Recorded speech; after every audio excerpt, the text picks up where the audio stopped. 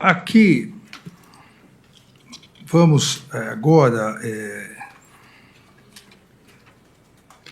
a partir de meados de novembro de 2022, o senhor aponta que várias reuniões ocorreram para tratar exatamente dessa questão de como reverter o resultado das eleições.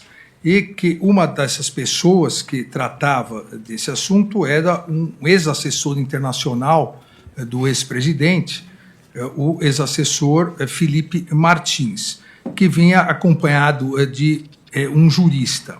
E diz o senhor que foram mais de 2 encontros dessas pessoas com o ex-presidente Jair Bolsonaro e, juntamente com esse jurista, eles apresentaram um documento ao presidente Jair Bolsonaro no Palácio do Alvorada. O senhor se recorda? Eu gostaria que o senhor explicasse como foi essa apresentação e do que se tratava o documento. Sim, senhor. Então, agora, então, em termos de data, não me lembro bem como foi, mas me parece que foi umas 2, no máximo 3 reuniões, talvez 2, em que foi levado esse documento ao presidente. O documento consistia basicamente de 2 partes, né? A primeira parte eram os considerandos, né? Eram 10, 11, 12 páginas, né? Muito robusto. Nesses considerandos, eles listavam basicamente as possíveis interferências, intervenções do STF e do TSE no governo Bolsonaro e nas próprias eleições. E no segunda parte entrava numa área mais jurídica, né, de estado de defesa, estado de sítio, prisão de autoridades e decretação de um conselho eleitoral, alguma coisa assim para refazer as eleições ou algo parecido. Esse documento, o senhor disse que previa a decretação de prisão de determinadas autoridades. Quais seriam essas autoridades? Ministro, basicamente, vários ministros do STF, o presidente do Senado, acho que o presidente da Câmara não, mas eram de várias autoridades, assim, tanto do STF como do Legislativo. Também previa, o senhor disse, uma comissão eleitoral. Sim, senhor. Essa comissão eleitoral iria...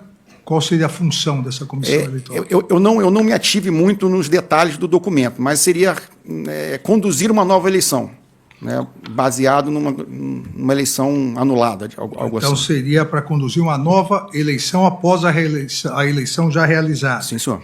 O ex-presidente Jair Bolsonaro recebeu e leu esse documento? Sim, senhor. Recebeu e leu.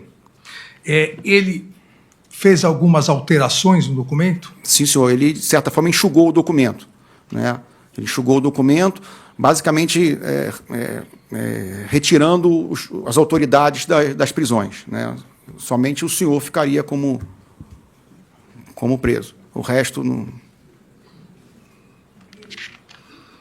O resto foi concedido no habeas corpus. O senhor teve ciência ainda do documento quando o Felipe Martins apresentou ao colaborador o documento ele apresentou o documento impresso e de forma digital para que fossem feitas as alterações? Eu não estava na sala no momento que foi feito as alterações. Depois, quando ele saiu, que ele sentou do meu lado ali, que é ali que eu vi o documento. Ele estava no papel. Perdão? O Felipe Martins. Certo. Né, que aí já estava com as correções, ele estava com o computador para fazer essas alterações solicitadas pelo presidente. Então, o senhor teve acesso... Sim, senhor, eu vi o documento. E o presidente hoje réu Jair Messias Bolsonaro também teve. Sim, senhor. E Felipe Martins, que levou esse Sim, documento. Senhor. O senhor se recorda o nome do advogado, entre aspas, jurista, que acompanhou? Agora, de cabeça, eu não me lembro, mas, inclusive, foi um dos motivos que eu retornei à Polícia Federal, foi para identificar, quando eles trouxeram, se eu reconhecia ele, mas que é um nome, não sei, não estou recordando. Após essas alterações feitas nos termos que o senhor disse, esse enxugamento, né, que o então presidente Jair Messias Bolsonaro fez nesse decreto, nessa minuta de decreto, houve uma nova reunião. O senhor diz... Sim, senhor. Sim, senhor. Ele voltou mais uma vez lá para conversar com o presidente. E nessa reunião é que ficou acertado que seriam chamados os comandantes das forças para terem ciência desse documento. Sim, senhor. E só que quando os comandantes vieram, A apresentação que foi feita inicialmente foi só da parte dos considerandos, que foi a parte que eu presenciei, porque é o que operava o computador. Então, foi projetado na tela, né, com a participação do Felipe Martins nessa reunião. Então, foi só a primeira parte que foi apresentada, que me parece, nesse dia. A outra parte, com os artigos do tal do decreto, estado de sítio de defesa, ou ele não foi apresentado nesse dia, ou nós não estávamos presentes no momento. Então, mas nessa reunião, quem estava presente? Nessa reunião, onde foi os considerandos, estavam os 3 comandantes de força, se eu não me engano. O Felipe Martins estava presente também, e eu estava ali operando o computador, projetando na tela. Houve a projeção Sim, na tela dessa minuta do decreto dos considerandos. Só dos considerandos. E o então presidente Jair Messias Bolsonaro presente também. Sim, senhor. Aonde foi essa reunião? Foi na biblioteca do Palácio do Alvorada. Na sequência houve, aqui segundo o depoimento do senhor, houve a reunião do dia 7, a reunião do dia 7 de dezembro, em que participaram os generais, ou foi essa no dia 7? Eu acho que teve mais uma. Eu acho que teve mais uma depois. Porque houve várias reuniões do presidente com os comandantes de força, às vezes só com um, às vezes só com o outro, mas com os 3 juntos, acho que foram umas 2, 3 que ocorreram. Nessa reunião do dia 7, o senhor também participou, também operando o computador? Não, senhor. Não, senhor. Só operava, só entrava nas reuniões quando tinha que apresentar alguma coisa, levar algum recado ou projetar alguma coisa na tela. Quando não havia projeção, ainda mais com os comandantes de força, eu ficava fora. Nessa reunião do dia 7, o senhor, depois da reunião que houve com os comandantes e o presidente, então o presidente Jair Bolsonaro, o senhor logo após conversou com o general Freire Gomes, então comandante do Exército? Sim, senhor. Praticamente, eu chegava muito cedo no Alvorada e saía muito tarde, 10h30, 11 horas, praticamente todo dia. Principalmente nesse período, que foi um período muito conturbado, né, até pelo problema de saúde do presidente. E o general Freire Gomes, ele estava muito preocupado, né, de se tomar alguma atitude sem ser ele consultado ou, de alguma forma, poder intervir. Então, várias vezes ele pedia para ir, quando eu saísse do Alvorada, para ir conversar com ele. Né? Ou se ele tinha alguma informação, ele me ligava, falaram que fulano foi aí. Então, eu saía, e como eu morava próximo dele, eu passava na casa dele, às vezes 11h30, meia-noite, né? Para conversar com ele sobre o que estava acontecendo nesse período no Palácio do Planalto, no Palácio do Alvorada. O senhor aqui diz que o general Freire Gomes relatou ao senhor o conteúdo do que conversavam, que o ex-presidente apresentou o documento aos generais com o intuito de entender a reação dos comandantes das forças em relação ao seu conteúdo. Qual foi a reação que o general Freire Gomes narrou ao senhor, e o senhor narrou à Polícia Federal, em relação ao almirante Garnier? Que o general Freire Gomes tinha ficado muito chateado, porque o almirante tinha colocado as tropas, a marinha à disposição do presidente, mas que ele só poderia fazer alguma coisa com o apoio do Exército. Né? Então, o general Freire Gomes ficou muito chateado de ter transferido a responsabilidade para ele, né? Nesse sentido. O réu Almir Garnier, então comandante da Marinha, tinha colocado as tropas da Marinha à disposição do então presidente para o quê? Para que se fosse assinado o decreto, né, esse decreto que já estava sendo apresentado, para tomar as iniciativas ou o que previa naquele decreto. Ressalto que o decreto, ele era um decreto, ele dizia só o quê, ele não dizia como ia ser feito. Era um decreto amplo e genérico, ele não tinha detalhamento de ordens nem ações. O general Freire Gomes narrou ao senhor também qual foi a conduta do brigadeiro Batista Júnior? Ele comentou que o brigadeiro Batista Júnior ele já cortava qualquer tipo de conversa nesse sentido. Ele já não queria conversar, ele já não, de certa forma, ele não queria nem ouvir nenhuma opinião, nem nada. Ele já cortava de vez. Alguém mais participou dessa reunião do dia 7? Não, senhor. Não, senhor. Só os 3 comandantes de força mesmo. Nessas reuniões, o então ministro da Justiça, o de réu Anderson Gustavo Torres, participou de alguma dando assessoramento jurídico? Não, senhor. Eu lembro do ministro Anderson Torres uma vez só na Alvorada, nesse período de 8 semanas pós-eleitoral. Ele quase não foi lá. Foi uma vez ou 2 no máximo. Mas não para tratar não, desse senhor, assunto. não para reunião.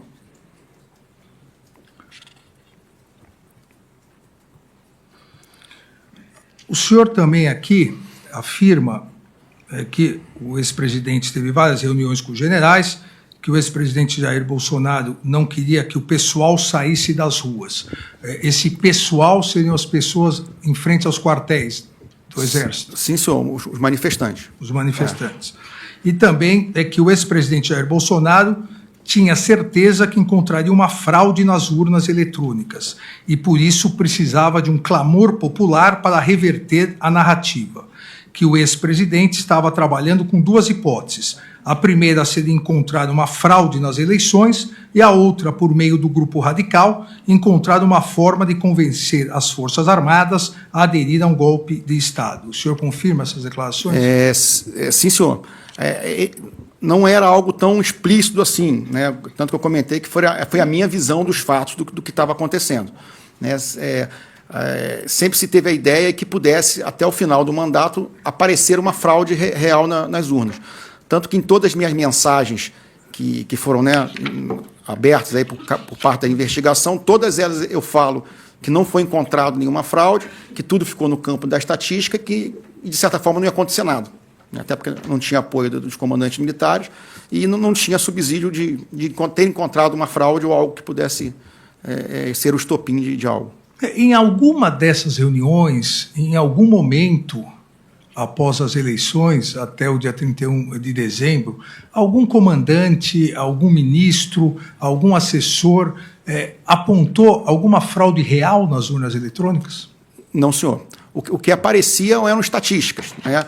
Os dados eram tirados aí do próprio site do TSE, trabalhados em computadores para tentar achar alguma coisa que pudesse levar a uma fraude, mas não se conseguiu comprovar nada.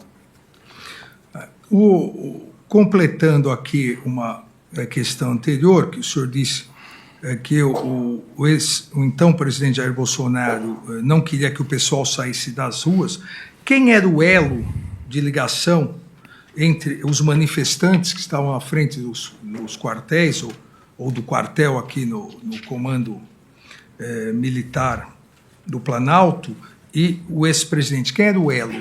Quem exercia essa função? O presidente, desde que ele perdeu as eleições, ele ficou muito recluso, né? As agendas oficiais quase não tiveram mais, e quem tinha esse contato externo, que todo dia passava pela manhã para atualizar o presidente o que estava acontecendo, era o general Braga Neto.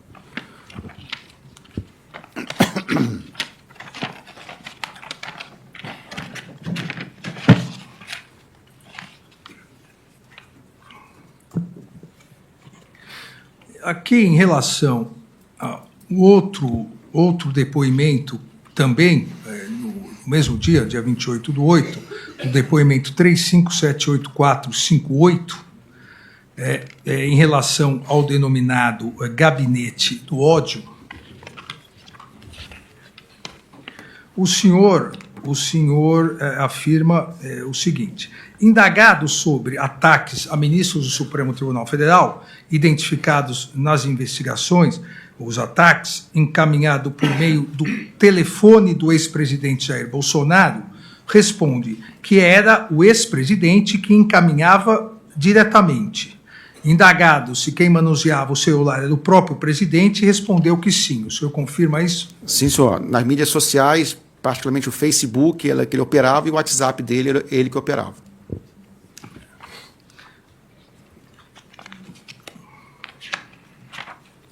Também, aqui em relação ao ataque às urnas eletrônicas, à desinformação, o senhor diz nesse depoimento, abre aspas, que sobre os hackers e ataque às urnas, o único hacker que esteve com o ex-presidente foi Walter Delgatti, recentemente condenado pelo Supremo Tribunal Federal, pela primeira turma do Supremo Tribunal Federal.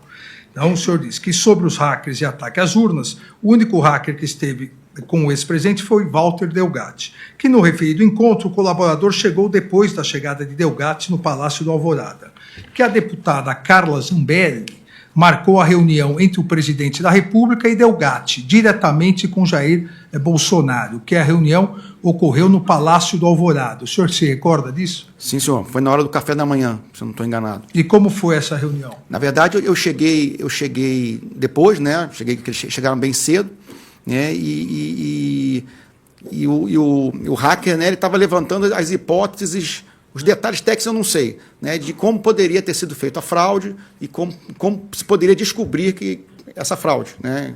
E aí, no final da reunião, o presidente pediu, né, para o general Paulo Sérgio receber esse hacker com a Carla Zambelli. Né? O presidente ligou para o general? Eu acho, você se recorda? Eu acho, não sei se foi através de mim. Não, acho que foi, pediu, ou o próprio Coronel Câmara, que estava lá, que fez essa interlocução. Agora, quem fez a interlocução, realmente eu não me lembro. Se foi o próprio presidente, eu, ou até o Coronel Câmara. O presidente, então, pediu, aqui no depoimento, o senhor disse que é o Coronel Câmara que teria levado. Isso. Para o ministro da Defesa, o réu Paulo Sérgio, receber o hacker Delgatti para verificar a vulnerabilidade nas urnas eletrônicas. Houve essa reunião no Ministério da Defesa? O senhor sabe se houve essa reunião? Não houve a reunião. Eu só creio que não foi com o general Paulo Sérgio. Eu acho que foi com o general que era logo abaixo dele, que estava cuidando dessa parte das urnas, se eu não me engano.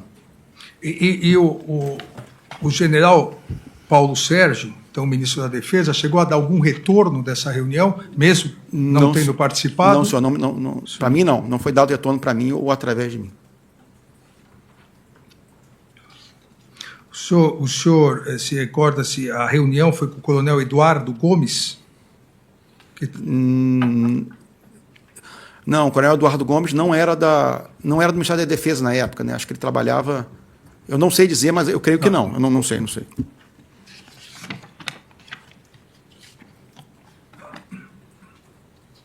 Ainda aqui, nesse ataque ao Poder Judiciário, que é narrado na denúncia, na acusação da ação penal e aos seus ministros, o senhor diz nesse depoimento sobre uma suposta gravação do ministro Alexandre de Moraes relacionada a Marcos Duval e Daniel Silveira. Respondeu que Daniel Silveira realizou contato com o ex-presidente Jair Bolsonaro, dizendo que o Marcos Duval tinha uma gravação do ministro Alexandre de Moraes, que o ex-presidente recebeu Daniel Silveira e, na conversa, Daniel Silveira disse que não havia gravação, que Daniel Silveira sugeriu que Marcos Duval gravasse usando o apoio da ABIN. O senhor se recorda dessa? Eu não participei dessa reunião, né? Eu cheguei até depois no Alvorada, né? Depois isso me foi relatado pelo coronel Câmara o que tinha acontecido, mas as informações foram essas mesmo, né? Que o senador tinha ido lá dizendo que tinha uma gravação do senhor e que depois não era bem isso, que ele poderia tentar fazer a gravação utilizando outros meios, né? Que ele disse que era muito amigo do senhor, alguma coisa assim. O senador Marcos Duval disse que era muito amigo meu. Sim, e queria usar outros meios para me gravar. Sim, senhor. Outros meios seria a BIM? Eu acho que meios não, porque eu não sei quais meios que eles teriam, né? Mas seria usar algo que houvesse institucionalmente ou conseguisse sair fora.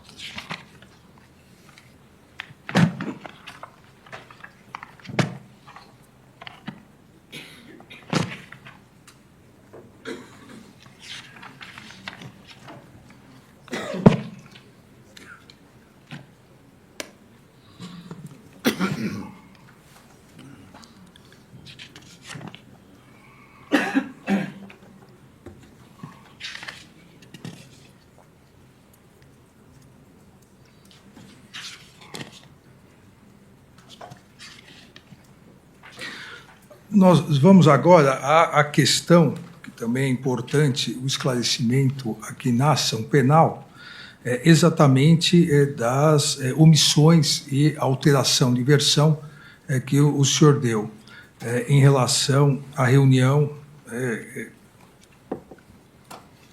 que ocorreu no dia 12/11, a Polícia Federal, o senhor se lembra, é uma reunião que ocorreu na casa do general Braga Neto, no dia 12/11. A Polícia Federal apontou eventuais omissões, seus depoimentos, dados no dia, lá atrás, 11 de março de 2024, e no dia 19/11 de 2024. E isso a partir, o senhor deve se recordar, na nossa audiência, a partir de provas documentais obtidas. Em virtude disso, o senhor foi intimado a comparecer perante o Supremo Tribunal Federal, como já falamos no início, para se manifestar. O senhor já disse que retificou, mas aqui é importante que fique claro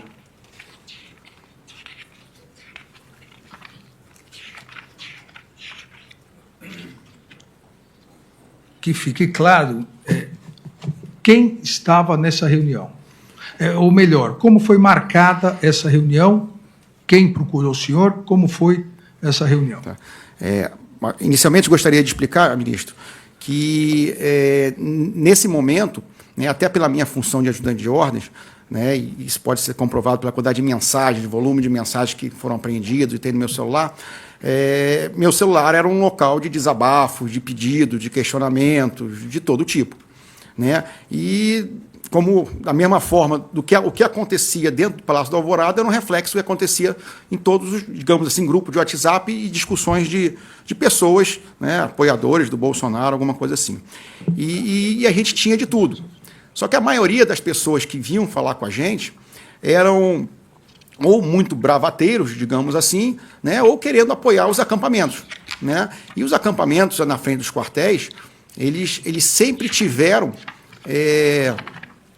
um apoio, inicialmente um apoio tácito do Exército, e depois, com aquela nota que foi escrita, um apoio mais formal. Então, os militares se sentiram mais tranquilos para estar ali, né, com os apoiadores na frente dos quartéis. Então, e a minha característica como ajudante de ordens, eu sempre me considerei muito solícito. Né? Eu sempre estava muito pronto a tentar ajudar alguém que pedisse, ligasse. Né?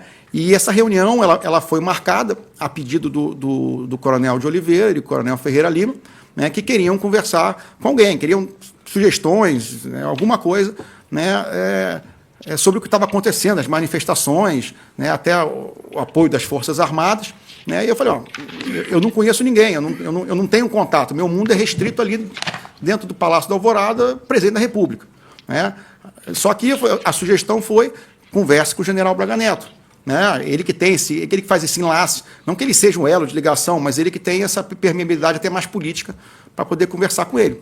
E aí assim foi marcado.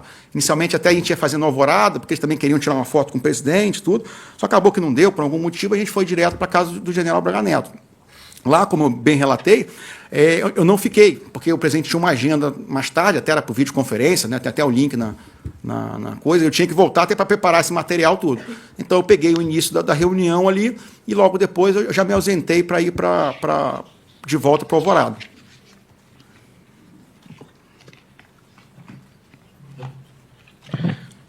Mas o senhor chegou a estar na casa do general Braga Neto? Eu cheguei lá, sim, senhor. Eu fiquei lá, acho que uns 10, 15 minutos iniciais ali no máximo.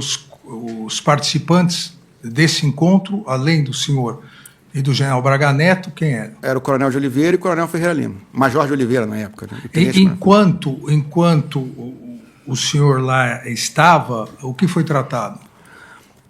Basicamente, eles estavam insatisfeitos com o rumo do processo eleitoral, né, insatisfeitos com o rumo que até as Forças Armadas estavam tratando esses assuntos, né, e foi uma conversa nesse nível, né, inicialmente desse nível, o que poderia ser feito, o que deveria ser feito, sempre nessa toada. Mas não teve nada, naquele momento que eu estava presente, de radicalismo, ou de planejamento, ou de apresentação formal de alguma ideia ou de alguma ação. O senhor diz que, em determinado momento, o general Braga Neto pede para o senhor se ausentar porque a partir dali seriam tomadas medidas operacionais, e o senhor, por ser muito ligado ao ex-presidente, não poderia participar. Na verdade, foi concomitantemente com a minha saída. Eu tenho que sair, então não é bom que você não fique, vamos conversar, até para não aproximar nada do presidente ou nenhuma relação com manifestantes ou contatos com alguém. Mas ele chegou a dizer isso. Sim, senhor. O general Braga Neto.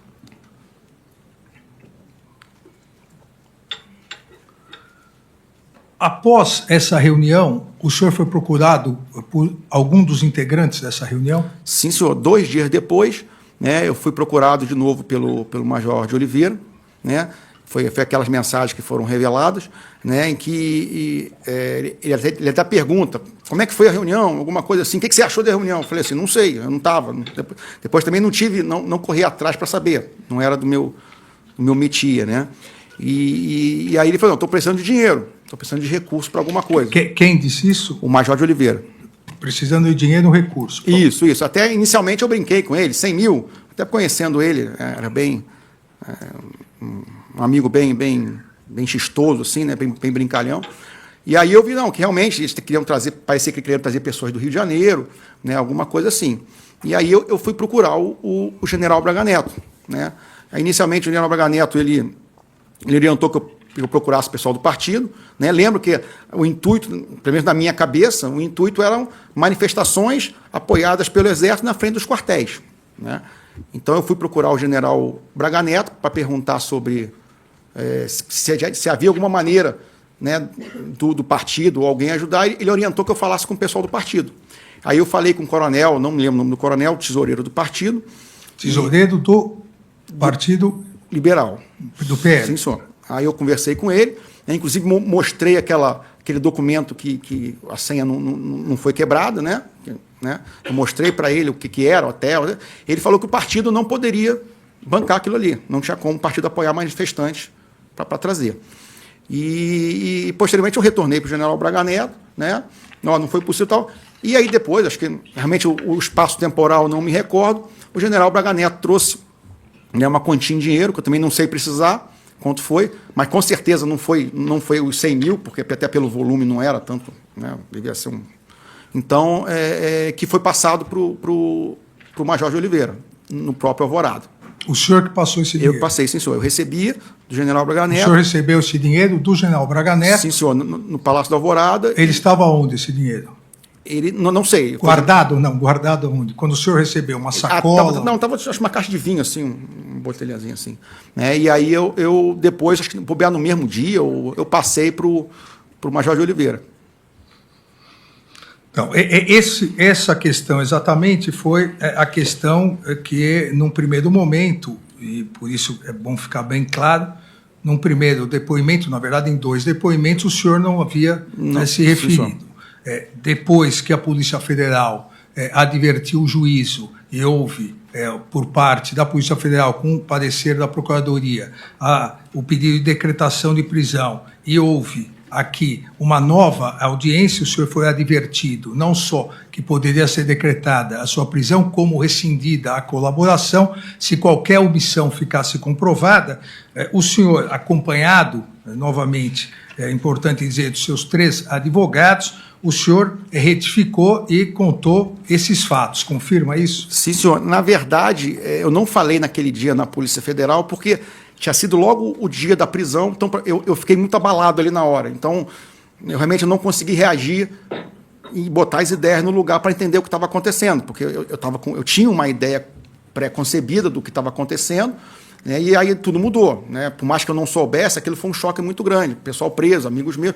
Então, e foi no mesmo dia, então aquilo me abalou um pouco. Né? Então, depois, quando fui falar com o senhor, a gente já estava, mesmo antes das advertências todas do senhor, meus advogados já tinham conversado comigo, a gente conseguiu entender e realmente botar no papel realmente o que poderia contribuir para a investigação nesse fato. Então, o senhor reitera que essa versão, que agora o senhor está repetindo, da participação do general Braga Neto entregando o dinheiro para que o senhor entregasse, essa é a versão verdadeira. Sim, senhor.